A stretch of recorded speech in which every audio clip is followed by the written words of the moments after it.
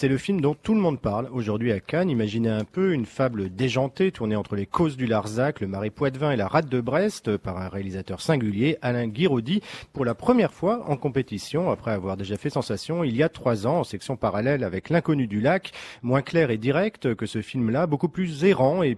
poétique, un cinéma de la rêverie conjugué avec la brutalité du réel qui prend la forme d'un conte culotté où le pro-chevalier ferait aussi bien un enfant à la bergère qu'il coucherait avec l'ogre et où la quête du loup peut, comme le titre du film Rester vertical, prendre bien des sens. On retrouve le grand talent du cinéaste du Sud-Ouest pour allier dans le même élan exploration du paysage, érotisme rural, certaines scènes très frontales ont fait jaser ce matin et préoccupation sociale sous une forme tout à fait inédite à l'écran. Si le jury veut un palmarès radical, nul doute que ce film y figurera. Alors, le deuxième film en compétition est roumain, son titre Seria Nevada, un huis clos qui nous fait passer 3 heures en fait dans un appartement de Bucarest. Pas forcément